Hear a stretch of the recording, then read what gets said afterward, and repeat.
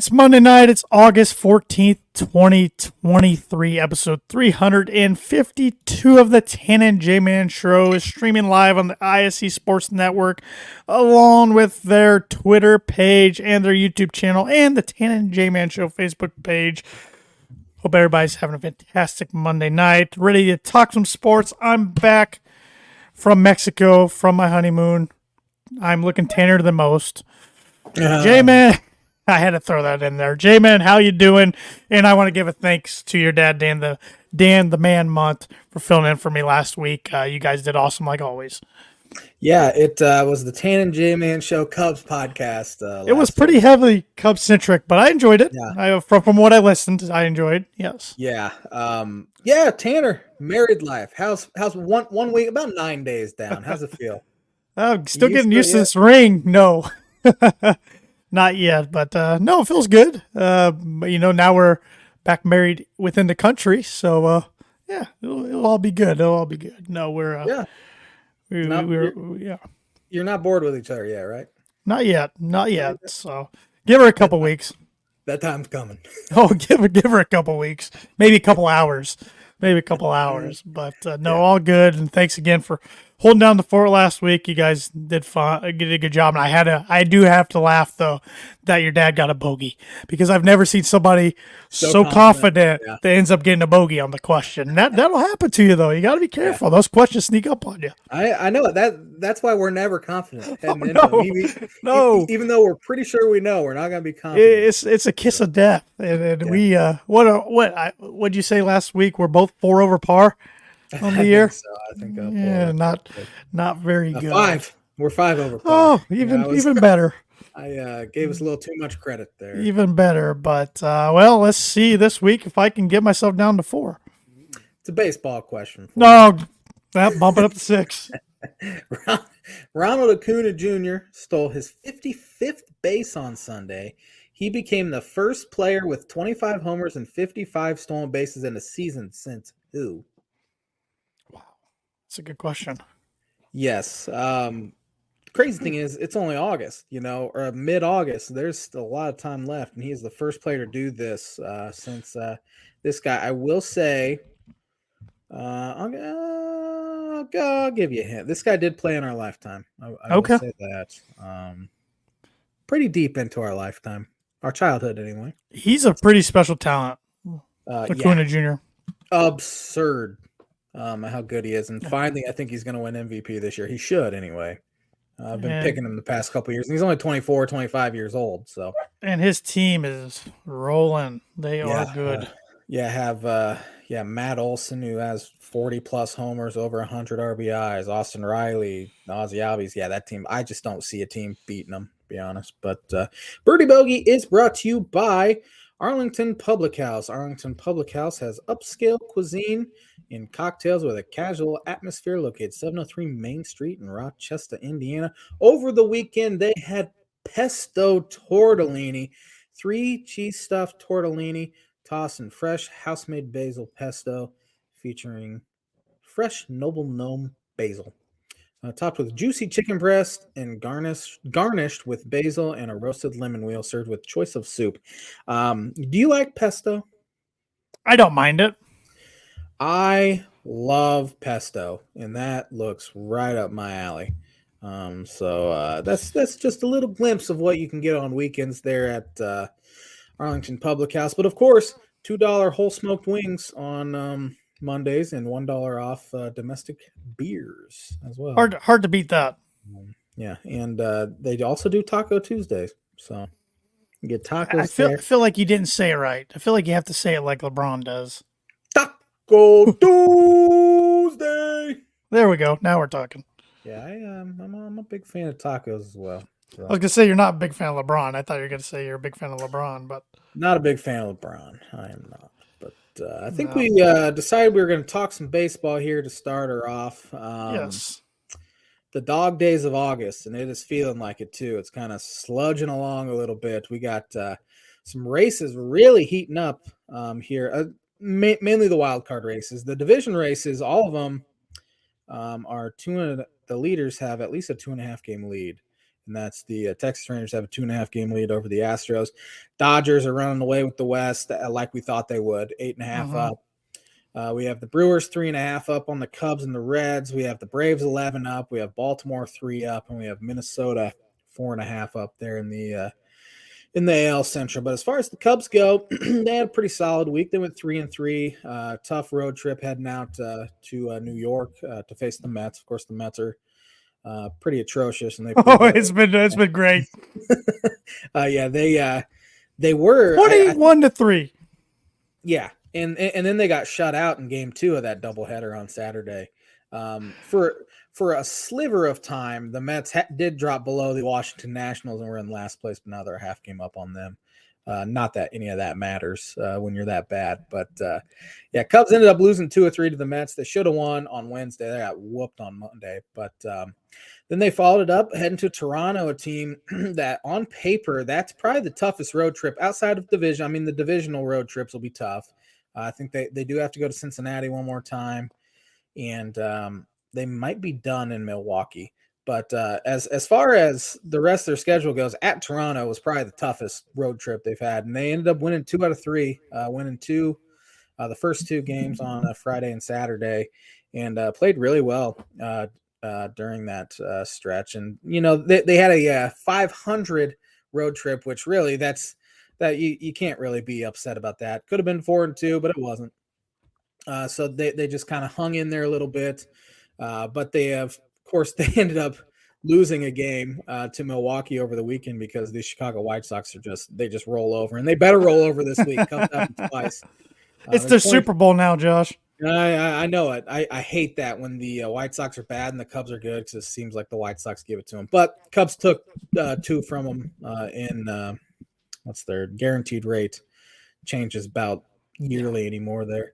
But hopefully they roll over like they did for the Brewers this weekend on Tuesday and Wednesday.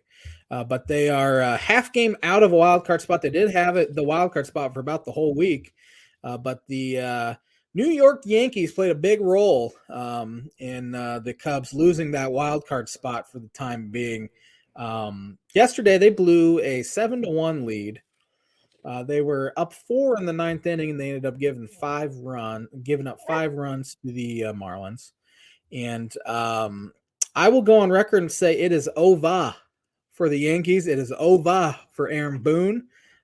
They'd be real smart to tear that thing down, but they won't do it.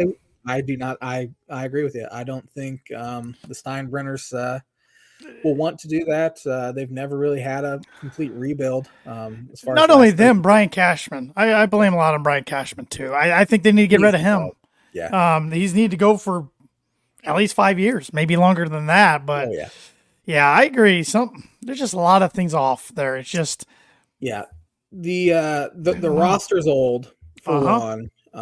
You're relying on Aaron Judge to do everything pretty much, and I mean fair. you can get away with that in the NBA, having one superstar that can carry you. Baseball, you need something around them, and they have nothing around you. Look at the OPSs from some of these guys that are in the starting lineup. Kyle Higashioka, 664 OPS. Rizzo, of course, they kind of screwed Rizzo over. He had a concussion. He played with it for 2 months, which that's on Rizzo for not speaking up and say, hey, something's off here. Let's do some more. 700 OPS. Gleyber Torres has been okay, 778 OPS. Anthony Volpe, their rookie's hitting 211, 674 OPS. DJ LeMay, he was washed, 688 OPS. Isaiah Kiner-Falefa, who's been their pretty much everyday left fielder, 686 OPS. Harrison Bader, 5% below league average hitter. Aaron Judge has been great. Giancarlo Stanton hitting 206 with a 282 on base percentage. He is hitting homers, so that makes his OPS look a little better. But for the most part, that roster is pretty. I mean, it's old. As I said, their average age is 29, which is pretty dang old in professional sports. Hitting 232 as a team, which is 14th in the American League. They pitch well. They are kind of middle of the pack, mainly because they've had some injuries there in the starting rotation. Garrett Cole's kind of been their mainstay. He's been the only guy that's really produced all that well in the rotation. Bullpen's been fantastic, but it's getting to the point where they need to do a complete rebuild. And as you said, the Steinbrenners won't want to do it. But that's probably what needs to be done. And it makes it more difficult to do it after signing Aaron Judge to that huge deal, because he's not going to want to go through that and play 2 or 3 years where they're really bad. So that'll tick off your best player, one of the best players in baseball. So they're in a pretty bad spot. Have you watched any of the John Boy, who kind of broke the Astros cheating thing? He does a podcast about every day, but it's called Talking Yanks, and he has Aaron Boone on the podcast every single Monday, and they are not afraid to ask him really tough questions, which is what we want to see from the media. And the media never does that because they want access. Sure. But the two John Boy guys, they're diehard Yankee fans, and they ask the questions I think every fan wants to ask their manager or ownership and all of that. And he gets a little defensive, but he knew what he signed up for. Aaron Boone does. So go check it out if you haven't, because they go at him quite a bit, and it's kind of funny to see the dynamic. Yeah, I subscribe to the podcast. I'm not a regular listener, but I've listened to them over the years, and they are good. Like you said, they will ask the hard-hitting questions they're not afraid of. And they do well for themselves, because I know at one time, at least, they had a billboard advertisement in New York for that podcast, just that podcast. So that tells you enough about their revenue coming in just from the podcast, if they can do something like that. But no, it's and Boone respects him if he keeps going on, even though they keep asking the hard hitting questions. So yeah, it is worth anybody's time, and whether you like the Yankees or not, it's an interesting podcast to listen to. Yeah. And the fact that Boone continues to go, I mean, he knows what he signed up for, and I'm sure they're more frustrated than the fans, obviously, Sure. Because this team was supposed to be, a World Series contender, and as of right now, they're only 2 games over 500, 13 out of the division. They are only 4 out of the wild card. Are they 4? Yeah, they're 4 out of the wild card. So, I mean, they're still hanging in there. Now they're not 4. They're 5 out of the wild card. So they can go on a hot stretch and kind of catch up. But the clock is ticking on the New York Yankees. But I think I was talking about the Cubs, and then somehow, oh yeah, that's where I was going. They lost to the Marlins, so the Marlins jumped the Cubs and the Reds, and are now in that final wild card spot. The San Francisco Giants have started to play some pretty poor baseball, and they're kind of fallen a little bit. They are still a game and a half up in the wild card chase.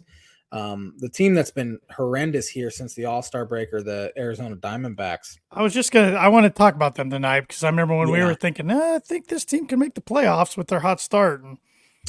They're now sitting here at 500. I think they were 15 games over at one point. They are 7-20 in the second half, so they were 13 games over 500 at the All-Star break, and now 7-20 in the second half. And they had a long losing streak as well, and they bought at the trade deadline. So they are really on the outs now. They're 12.5 out of the division. Division's over. Only 2.5 out of the wild cards. They're still kind of hanging in there, but with the way they've been playing here recently, it looks pretty ugly for them. And I mean, they didn't have at least we didn't have high expectations for them coming into the year, but after starting out as well as they did, it's pretty disappointing to go through that stretch. Kind of the same. LA Angels did the same thing. I spoke a little bit with my dad last week about that, where they pull Shohei off the trading block. They went and made these trades, and now they have just been atrocious since the trade deadline, only winning a handful of games, and they are completely out of the race. 11.5 out of the division, 6.5 out of the wild card. And that's part of the reason why I know executives really want to push the trade deadline back to like middle of August. Like today would essentially be the trade deadline, because you can learn a lot in those 2 weeks, and they just think it's kind of early. So I think eventually we'll see that, and it kind of hurts getting away from the waiver trading deadline, which was August 31st. They used to have that, and I kind of want them to bring that back, because I mean, we've seen some big names be dealt in August. Justin Verlander was one when he went from Detroit to Houston. Mm-hmm. But there's some cool things they can do with that. Maybe opening up the trade deadline again, like early September, just to see the flurry of teams that are trying to make a playoff push. I don't think they'll ever do that, but I would like them to. Be kind of cool if they did. But a couple tweets I favorited here. 9-inning MLB games done in under 2 hours and 15 minutes this year. There have been 130 so far, and this was August 11th, so I'm sure there's been some more since. Last year there were 9. Year before 3, 13, 9, 7, 16, 37, 17, 23, 28. So again, pace of play has significantly improved. Yeah, I feel like we talk about it every week, but I mean, we have to. I thought it would do some good for baseball. I never would have predicted this. Yeah. Yeah. And it seems like there's a new stat that comes out every single week that I want to share too about it. It's attendance is up again, we've talked about that. Average attendance is up 3,000 people from this year to last year. So again, that's been a huge improvement. And I'm sure, Rob Manfred's sitting there on his throne there at the MLB headquarters. Just didn't I see? I don't think we talked about this a couple weeks ago. He got a big old extension. Yeah, he got re-upped. He got re-elected. The owners love him for some reason. Fans don't, but again, fans hating a commissioner is not new. They've hated every commissioner in every sport ever. So I can't think of a commissioner that has been liked. I think Tagliabue is pretty liked, Paul Tagliabue. I would still, maybe not now. Adam Silver for a while. I know he's got some haters now. Yeah. But yeah, when he first started, people liked him, but anybody was better than David Stern. So. Yeah. Which the thing that we hate about David Stern, the way he handled like. Denying the Chris Paul to the Lakers trade, that sort of stuff ticked us off. But the stuff we need to look at, and we also hated who was the Big Ten commissioner before, the idiot that was hired? Jim Delaney. And Kevin Warren. Yeah. We hated Jim Delaney, but he brought in ridiculous amounts of revenue. Created a Big Ten network, all of that. We got to give him props for that. 100%. Yeah, David Stern, we hate David Stern, but you look at it, he brought the NBA from they were about dead there in the early 80s before Magic. Yeah. Right when Magic got there. And Larry. It's now a global game. And Larry. It's now a global game that he played a big role in helping it get global. That's true. And maybe the same things with Manfred too, and maybe it's good that we hate commissioners. I don't know. Yeah, but, I mean, they don't care. They're making a ton of money. They don't care really what we think at the end of the day, but they should, because we're the ones helping them make that money. But they don't care.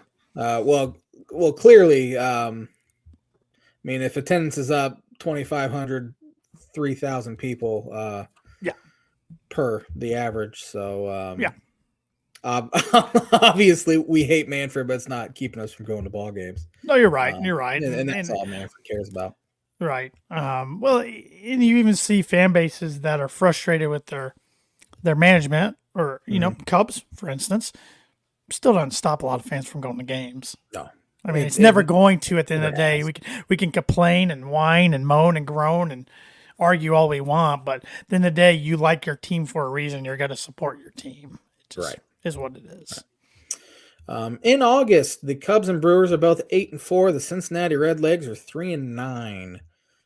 This week, Cubs have the White Sox for 2 and the Royals for 3. They need to win all 5. They probably won't, but be huge to win all 5, because the Brewers have at LA Dodgers for 3, at Texas Rangers for 3. So Cubs can really kind of chip into this lead the Brewers have. And the Reds have the Guardians and Blue Jays at home for a 5 this week. So Reds and Cubs could both make up some ground here if they take care of their home field. You were just talking about the Guardians. My dad went to a Guardians Blue Jays game last week, and he always likes, like you and I talk about a lot of time when we go to the games, what's the coolest jersey you see. First, he said there was tons of Toronto fans there, and a lot of them had older Toronto jerseys, a lot of Jose Bautista jerseys, but also a lot of Vlad Guerrero Jr. jerseys. But he thought the coolest one he saw was actually a fictional character, Rick the Wild Thing Vaughn. That's cool. He thought was the coolest jersey he saw. I said, yeah, that's a pretty cool one. That's pretty neat. Yeah. Pretty. I have never been to. I think it's Progressive Field. I think it's there. Progressive Field. He's been quite a few times. It seems like Yeah. through his work, he goes maybe once every other year. And he said it was a pretty decent crowd. It was a 1-0 game, so That's fun. wasn't a lot to it. But yeah, that's surprising. It was a decent crowd because Cleveland's had issues for years putting people in the stands there. So, but wins over the last 200 regular season games in baseball. Dodgers have 131, Braves 130, Astros 121, Baltimore Orioles 120. Then we have the Seattle Mariners, who are hot right now. They did lose, I think, 2 or 3 to Baltimore. Yeah, they were on an 8-game win streak. Yeah. And the reason I know that is in Mexico where we stayed, we got like 4 or 5 channels in English. Oh. And a few of those were the ABC or CBS, and they pulled from Seattle, Washington for some reason. Really? Yeah.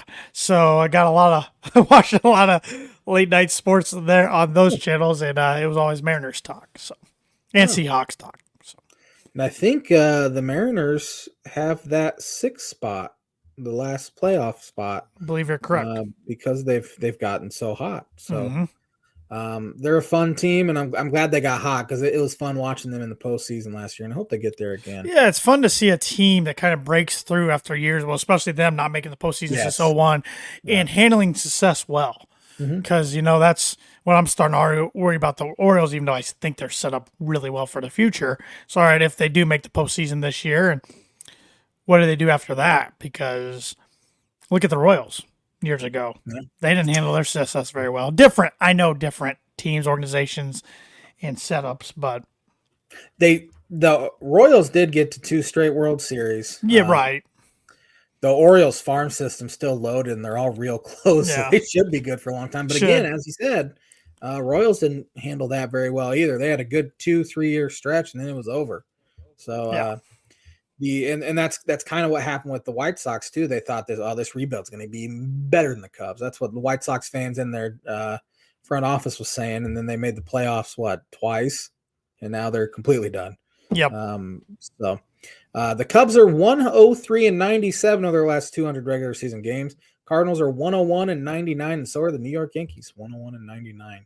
The Oakland Athletics are 67-133. It's awful. Pretty bad. Yeah. Royals have 73 wins. Rockies 78. Are the A's indeed moving to Vegas? Have we ever got confirmation on that? I don't think there's been any confirmation. Okay. I know they got a plot of land or something, or they won something. They need to. They're 52 games under 500. Their owner needs to sell is what needs to happen. But again, the state hasn't worked with the A's at all. Major League Baseball hasn't worked with the A's at all. I know Manfred wants them to move to go to Vegas because he wants that expansion, and that'll help with expansion talks as well, which I think within the next couple of years we'll hear about 2 more teams being added to have 32 in each, or 16 in each league, 32 total like the NFL does. I think the A's will ultimately end up in Vegas, and they need to do something with Tampa Bay as well. That for a team that's been so good, really the past 12, 13 years, that stadium is garbage. Have you ever been there? No, I never have been, but I've talked to a lot of people, including yourself, who's been there. Nobody, everybody says it's the worst. They've, except I did, a friend of the program, Sean Shriver. I don't think he's ever been there, but his least favorite stadium he had ever been to is the Kingdome. So it's always a dome stadium's everybody's answer. It's their least favorite, it seems like. Yeah. I think, is that the only? That's the only dome now. That is the only legitimate dome. I mean, you have retractable roofs in Houston, Arizona, Miami, Milwaukee, Toronto, Seattle. Seattle. Yeah. Retractable is fun, and they look nice too. Right. Because you kind of get that outside field because there's windows everywhere and all that, where it's just dark in Tampa Bay, and it's not a nice field at all. Because the last one before them was the Metrodome. Yes. Yeah, because the Kingdome was before that, and Astrodome. Yeah. The Metrodome one was that 2008 was the last season. I think Target Field opened up in 2009. Yeah. So Yeah. Yep. Yeah, they need to do something with that. But Yeah. I don't think I have any other baseball. I got one more. And if you guys talked about this last week, I apologize, but it's more of a just one of those situations I'm glad it resolved itself, but I can't believe we even had to talk about it and that it had to resolve itself. The Kevin Brown situation, the announcer of the Baltimore Orioles. You were talking about the Rays and Tropicana Field. Yeah, post show last week. And there's another thing I want to mention about the Rays as well. And so the Orioles have struggled mightily in Tropicana Field in past so many years, and Kevin Brown was pretty much on the Orioles telecast just explaining how they've struggled there. And the Orioles brass thought he was too negative and suspended him indefinitely, which there was a fan revolt back, not only just from Oriole fans, but fans across the MLB, to where he has been reinstated. But it's like, I was watching that, I'm waiting for him to say something racial or to cuss, and I'm like, what did he do wrong? He was stating facts. He was literally stating facts about how bad what was it? They'd lost like 20 of their last 23 or something like that in Tropicana. He's literally just stating facts. Yeah, I mean, and that's the issue with team-owned television stations. For one, they have forced them to wear shirts with the Orioles logo on it. That's been the kind of the MO. I don't have a problem with that, to be honest. I think if they are representing the team, they should wear a logo below. But the there have been some issues with people being negative and the ownership removing their like press passes and all that. That is lack of free speech, and rightfully so. There was a revolt. The fans revolted. The other media members revolted, and he's back now. It's a 7-game suspension for nothing. There was zero reason to suspend him. He's literally just reading facts. Well, and I don't know about you, but like I appreciate, and luckily the teams I follow and listen to pre-games and post-game stuff, they're able to usually speak their mind and they can criticize the team, because I feel like if a fan base appreciates commentators for their teams even more if they can be honest and say it as it is, and then you'll tune in more often and your ratings will go up. I don't want to be blown smoke. The issue I have with Marquis is sometimes Jim Deshaies has stayed pretty normal from what he used to be, but like Boog Shambi is never negative. Rick little too much homerish, right? Boog's a national guy. I mean, he's an ESPN guy, and now he does this. So I know that ticks fans off as far as like he's like voice raises octaves when the other team does something well, which when the Cubs are getting blown out, I'm like, that's the last thing we want to hear. Right. But he's never too negative. Rick Sutcliffe gets on the team whenever he's on there. I don't like Sutcliffe much. So is Joe Girardi. But like the pre and post game guys, that's why I try to stay away from any pre and post game. They're never too negative. I don't want like mind-numbingly positive talk, especially when my team's 33 and 100%. Yeah. But the other Rays note, I don't know if you've seen this at all. Wander Franco, what's going on with him? So he's the Tampa Bay Rays best player. There are some social media posts that came out yesterday that is insinuating that he is dating a 14-year-old girl. So he's been they put him on the restricted list yesterday, and so he'll be off the entire week. And MLB's looking into it. He's 22 years old. He's defending it, saying no, that's not true. But it was. I watched a little bit of it. And it's like that's a little weird. So one of the best teams in the AL, one of the best players in the AL, they're not having to deal with this because the guy's an idiot. I mean, they can screw up your whole season, screw up your entire career too. Oh, yeah, but I was thinking about the team for their season, but definitely his career. I mean, that's disturbing on many levels. So hopefully all that comes back is that it was just a complete misunderstanding with a lot of things, but where there's smoke, there's fire. So and I feel like the team would have already done their own investigating a little bit, and the fact that they already kind of suspended them, Yeah, and now ML. Well, I think they had to put him on the restricted list because now MLB is investigating. It got involved. Okay.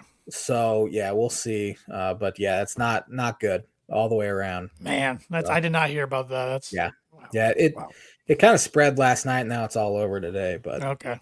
yeah. But I think that's all I got baseball wise. Yeah, So. I don't think I have anything else. I felt like I got caught up on a lot because I was kind of MIA this last week on a lot of sports things going on. So You should have been. You yeah, it was actually should kind have of turned nice. your phone off completely. Yeah, I didn't do that, but I wasn't on it too much. So Yeah. it's pretty nice. Pretty nice. Do you want to get educated before we get into some ACC talk? Always, dude. On this day in 1932, the 10th Summer Olympic Games closed in LA. I was gonna ask you where they were played, but then you said LA. In LA. Yeah. LA's got to be the. Yeah, I kind of answered my question. I was gonna say US. they got to be the U.S. city who's hosted the Olympic Games the most easily. Yeah, I would think so. In 1939, on this day, the first MLB night game in the city of Chicago is played at Comiskey Park, where the White Sox beat the St. Louis Browns 5-2. Yeah, it's Comiskey Park twice, the U.S. Cellular. Now, like you said, it's a guaranteed rate field. Cubs did not have lights at Wrigley Field till 1988. So isn't that wild to think about? 9 years later, yeah, it's something with the it's something with the alderman there who was kind of preventing it, and something with city ordinance. That's what I'm looking at for, where they literally couldn't have them. Heck, Purdue University, their baseball team didn't have lights till 2013. They had to build a whole new stadium to have lights, and then their football team didn't have lights until 2017. Really? Mm-hmm. I remember that, but Jeff Brom's first year there was their first year they had lights. Before that, if there was a night game for national television, they had the TV stations brought them in. Yep, I do remember that. Crazy. On this day in 1964, LA Angels pitcher Bo Belinsky is suspended after a hotel room fight with elderly LA Times sports writer Braven Dyer. Wonder what Braven did. I don't know. Must have wrote something Bo didn't like. On this day in 1969, the New York Mets fell 9.5 games back behind the Chicago Cubs. And then the famous Black Cat incident happened, and the Mets ended up winning the pennant. That's about the last time the Mets were relevant. Not really, but that was a rough one. On this day in 1977, who won the PGA Championship men's golf? Jack Nicklaus. Lanny Wadkins won his only major title in event's first sudden death playoff with Gene Littler. On this day in 1987, Oakland's Mark McGwire set the rookie home run record at 39. He ended up hitting 49 of them. On this day in 1988, who won the PGA Championship in men's golf?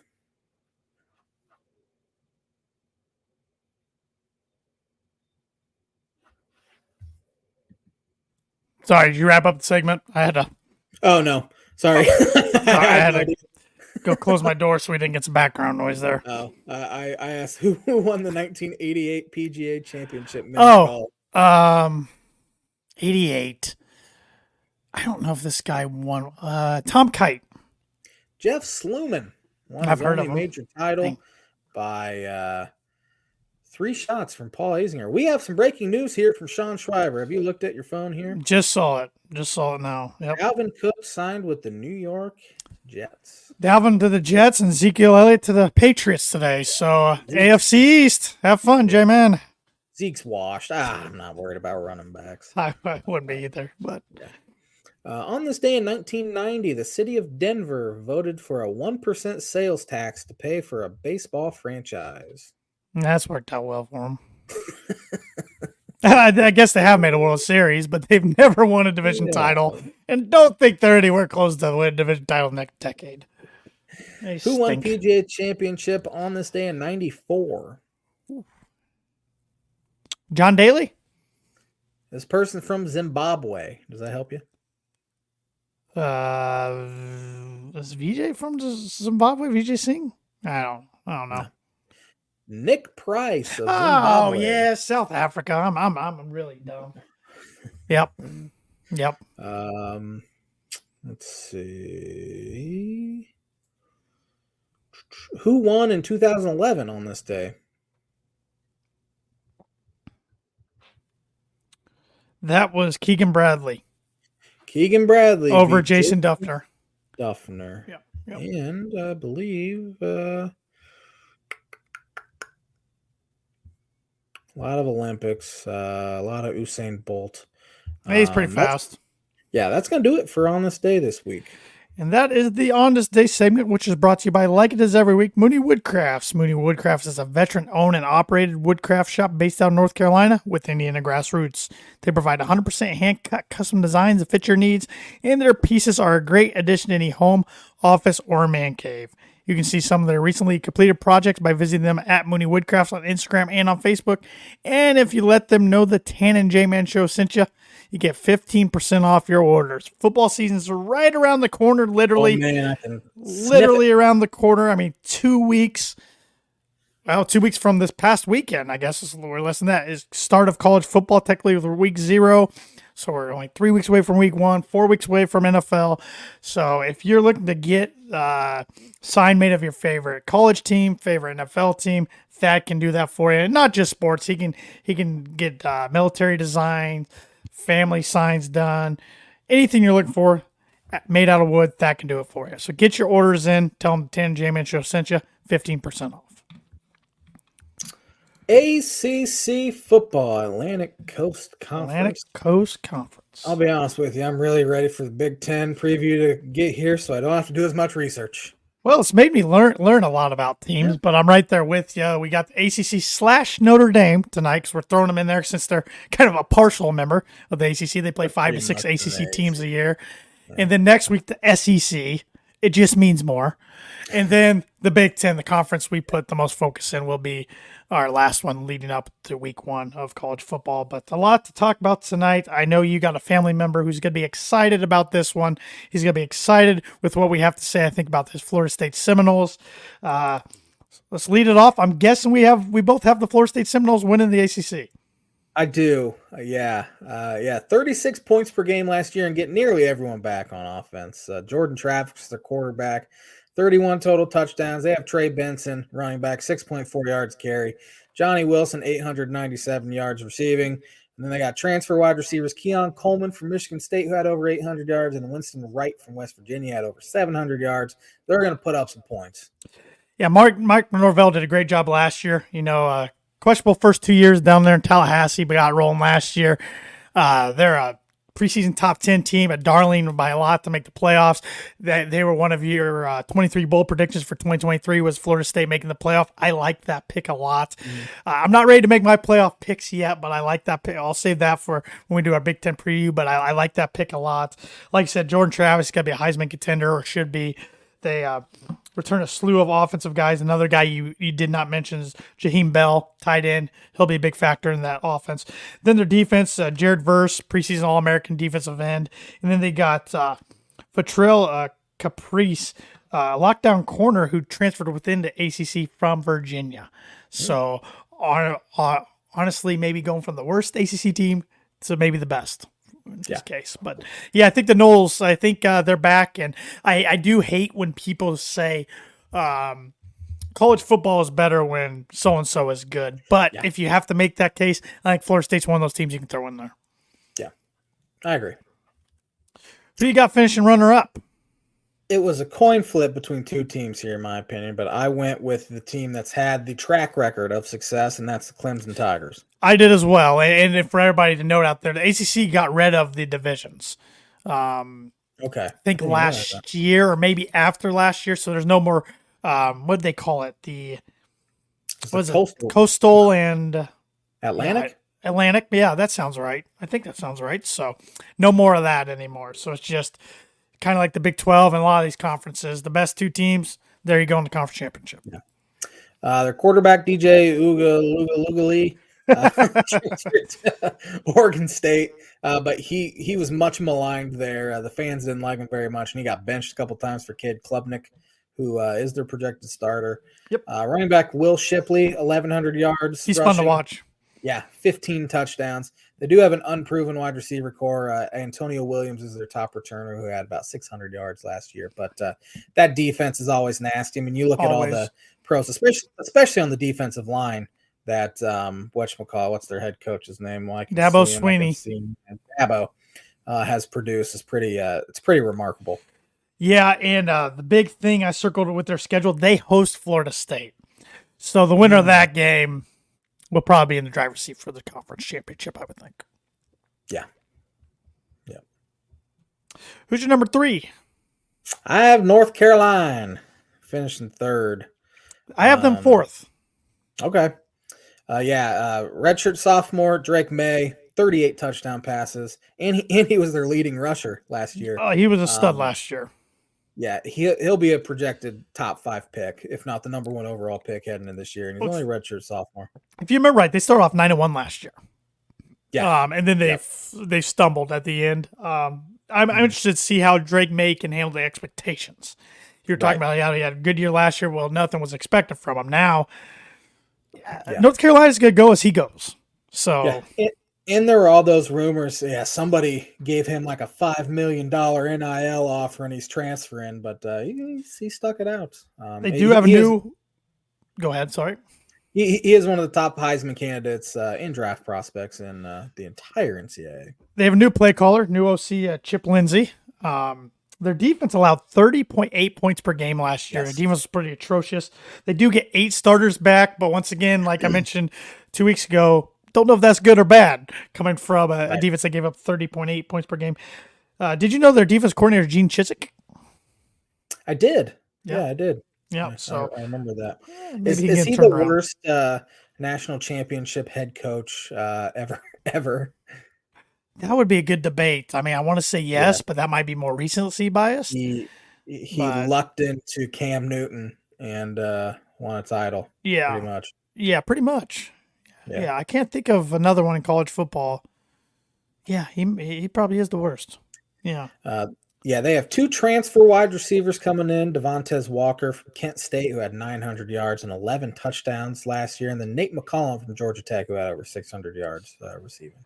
Well, I took a leap with my number 3. I'm not going to lie. I took the Duke Blue Devils. Oh, shoot. I was hoping it was the Canes. I took the Duke Blue Devils. Mike Elko did a really good job last year turning that thing around. They have 17 returning starters out of 22, so that's a big reason why I put them at number 3. Quarterback Riley Leonard is going to lead the way there. They got one of the best offensive linemen in the country, Graham Barton. They have Notre Dame at home, part of their non-conference schedule, so that's a big one, aside from just their conference slate. Their defense improved to just 22.1 points per game last year given up, whereas in the previous year was 39.8. So if they can continue that good, if you play good defense, you're always going to be in the game. So we'll see. A little leap there. A lot of people have them projected 5th or 6th, but I want to shake it up a little bit, see if I can get that right. I have them 6th. Okay. To be clear. Okay. Yeah, Riley Leonard, 33 total touchdowns last year. Running back Jordan Waters had 8 touchdowns last year, so they'll put up some points. Yep. But finishing 4th. 4th, I had UNC. So. Okay. Oh yeah, you said that. I have my Canes. They're 5th, so I'll go ahead and talk about them too. Quarterback Tyler Van Dyke, then they have Henry Parrish as well. 10 transfers in their projected starting lineup. So their head coach. Why am I struggling? Mario Cristobal. Mario Cristobal from Oregon. He came in from Oregon. Yes. Originally, he pretty much came in and tore it down to the studs, and now he's building it back up. So, but he better produce this year. Yes, he should. Yep. He better, like you said, a lot of transfers. They got a new defense coordinator from Tulane, Lance Goodry, who Tulane had a remarkable year last year, beat USC in the bowl game. And like you said, 10 new transfers, 2 new guys on their offensive line. One of those a 5-star transfer from Alabama. Another one's a true freshman 5-star. That should help Tyler Van Dyke a lot because he struggled last year big time. Mm-hmm. So he needs to bounce back. I have NC State 5th. I have NC State 7th. Transfer quarterback Brennan Armstrong from UVA. He was terrible last year. Threw 7 touchdowns, 12 interceptions under new head coach there at Virginia. He was great under Bronco Mendenhall, where he threw 31 touchdowns in 2021. They had one of the top defenses in the country last season. They get a lot of those guys back too. Yeah, he struggled only under Tony Elliott at Virginia, like you said last year. Who was Clemson's offensive coordinator, I believe. I think you're right. Dave Doran, though's done a good job ever since he took that job back in. I think he's been there since 2013 at NC State from Northern Illinois. I'm pretty darn sure because I remember Purdue kind of sniffed around on him before he went to NC State, and then they end up with Darrell Hazel, and that's a podcast for another day. But like you said, the defense only gave up 19.2 points per game last year. Stud defense. Peyton Wilson's back at linebacker. He was one that a lot of people thought would declare for the NFL draft, decided to come back and play another year in Raleigh. So see what he can do. But I do have them 7th. Could have been a coin flip for 6th and 7th, in my opinion. We have finishing 6th. I got the Louisville Cardinals. Oh, I have them 9th. Yeah, it's just weird for me to even talk about. Brom cannot quit Jack Plummer. Just can't do it. Oh, he can't, and I don't understand it. I don't. I don't either. He was his guy at Purdue that he wanted in recruiting, and then Jack goes to Cal last year because he couldn't outright win the job over Aiden O'Connell, which I kind of understand why. There's a good reason why. I think might be pretty decent in the NFL someday. But Jeff brings with him a majority of his staff, almost his whole staff from Purdue with him, so there's familiarity there. About a lot of new transfers. They lost a lot of talent on the defensive side of the ball. Defense gave up 27.3 points per game, so maybe Ron English can get them back on track. But I don't know. I could see them anywhere, honestly, from about 6th to about where he got them as 9th. So I'll probably give them their ceiling there. It's weird as a Purdue fan. I'm so thankful for what Jeff Brom did at Purdue. I think it was time for a split for both parties. But yet, I'm kind of hoping they go 2-10. And their 2 wins are over Indiana and Notre Dame. I don't know why. I feel bad for saying that, but just, I don't know. I've come to that realization. So we'll see what happens on there. Even though Brom's no longer at Purdue, I still do not like Jeff Brom. Something about him I just do not like. I would say a lot of people around the country probably don't like him with the way I know the media at Purdue, I think, wasn't sad to see him go. Sounds like Ryan Walters and company was a lot more inviting to the media than Jeff Brom and company were there. Brom Corp, as they were known for on the Purdue message boards. Yeah. Mm-hmm. As I said, I have Duke 6th, and I have Pittsburgh 7th. I have Pittsburgh 8th. Transfer quarterback from BC, Phil Jurkovic, 11 touchdowns last season. That's all I really know about him because they lost a bunch, but should be good. Didn't he start his career at Notre Dame? Yes, yeah. And then transferred to Boston College. Yeah, and I think he had some injury issues there, but yeah. Pat Narduzzi's a great, maybe not great, very good head coach. He's been there about as long as Dorn's been at NC State, right? Yeah, he's been there a long time. He's great on the defense side of the ball, which their defense only gave up 22.4 points per game. So I think their defense is going to be very good this year, even though they lost a lot. But on the offensive side, they lost their top running back and wide receiver. Right. And with the brand new quarterback, I don't know. This isn't Pittsburgh 2 years ago when they had Jordan Addison and Kenny Pickett. So yeah. Who do you have 7th? I had NC State 7th and Pittsburgh 8th, so I've already hit on both of those. I have Wake Forest 8th. They did lose Sam Hartman, which we'll talk about here in a little bit, but their projected starter, Mitch Griffiths, did throw 5 touchdowns, so he has some experience. And their top running back, Justice Ellison, returns. I have them 10th. Offensive line lost 3 of their 5 starters, so they got to replace them. And they had the worst defense in the ACC last year in points per game with 33.8. So got to strengthen that side of the ball if they're going to want to continue to make a bowl game. Yeah. I have Louisville 9th. I have Syracuse 9th. I have Syracuse 10th. So Dino Babers, 7-6 record last year after some really bad years. So I got him 6-0 to start the year too.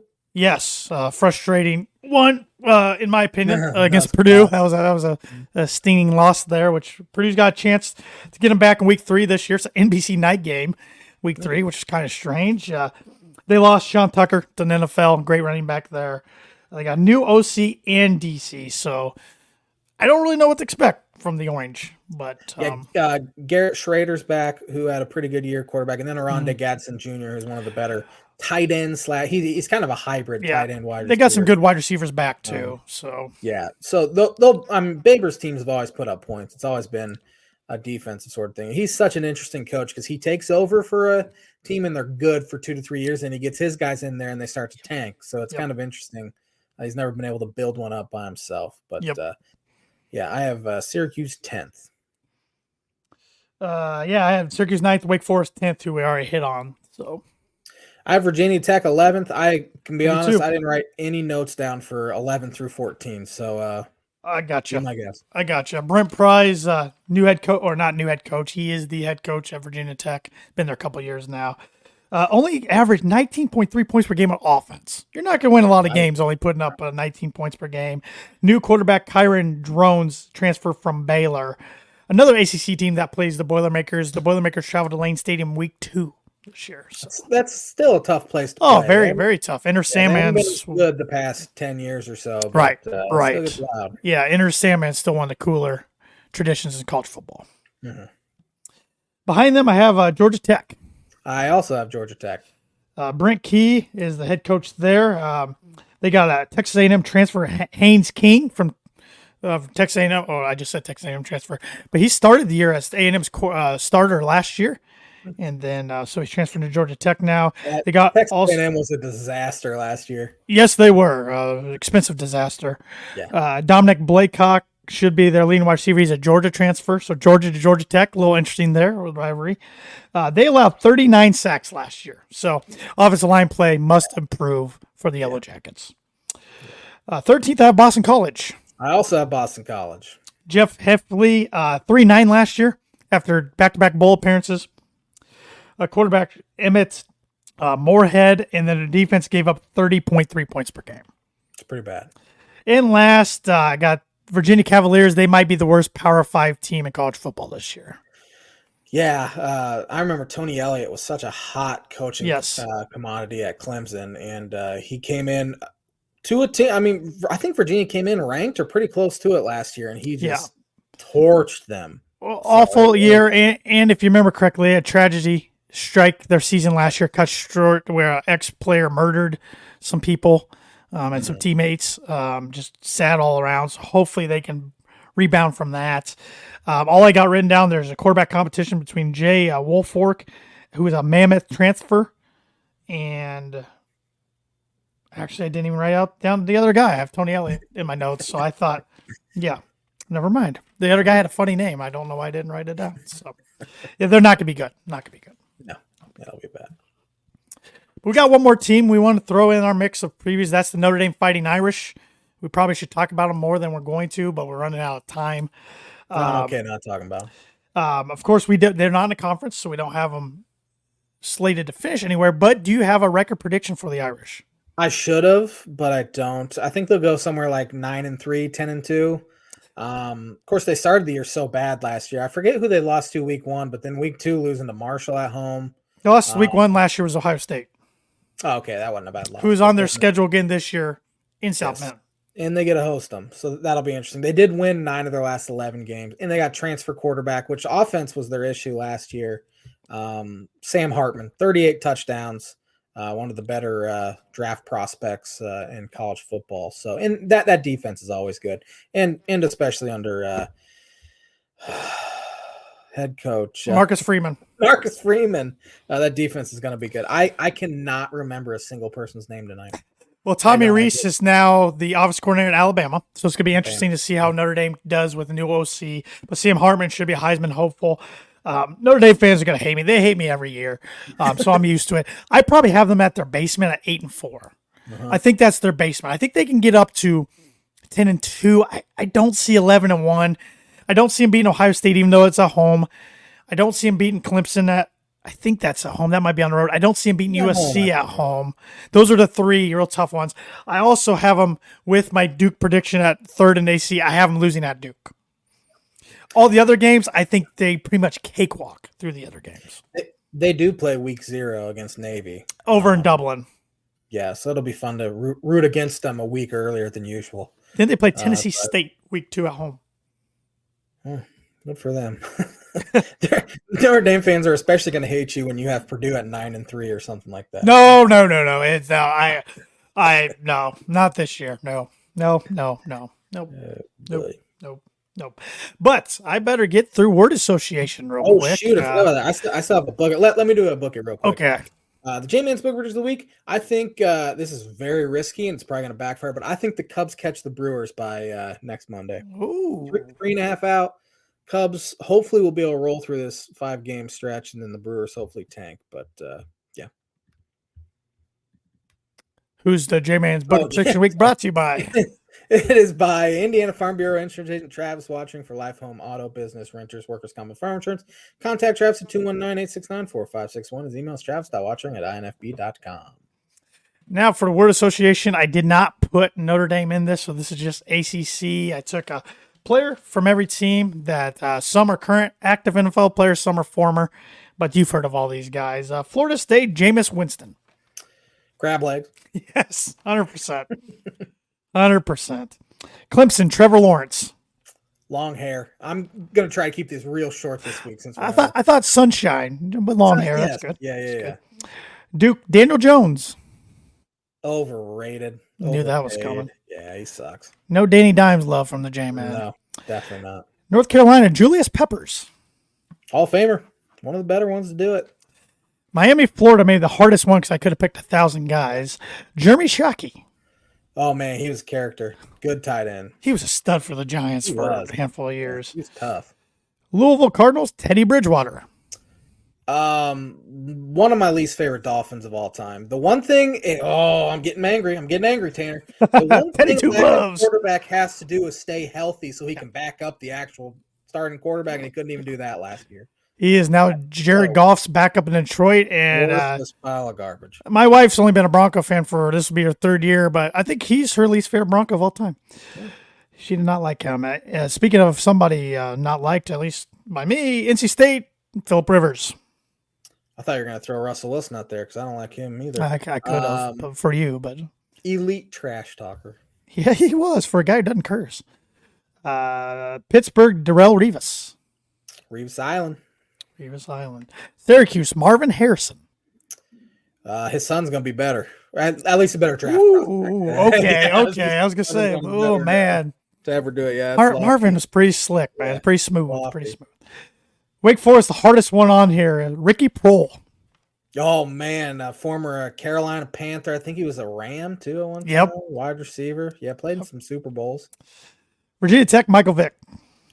Lefty. Electric. Fair to go positive there. He could have went negative pretty easily. Could have. Georgia Tech, Calvin Johnson. Oh, man. One of the best. Megatron. Boston College, Doug Flutie. USFL.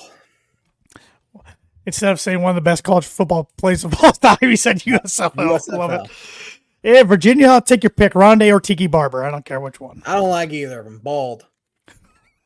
Bald's beautiful, J-Man. It is beautiful. Bald is beautiful, and that is the Word Association segment, which is brought to you by, like it is every week, Performer Print 2 Promo Group. If you're looking for a trustworthy, dependable resource for your next trade show, company picnic, or a sales meeting, Performer Print 2 Promo Group has over 50 years combined experience in promotional products and commercial print. They strive for fast and efficient response to all your print needs, so you need to look no further. Let them be your one-source print and promotional company today by giving Barbara Van Weinsberg a call, 574-210-3815.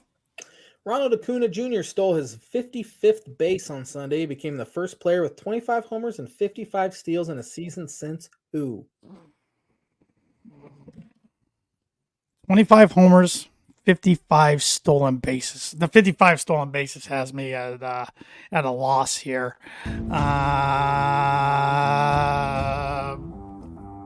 Barry Bonds.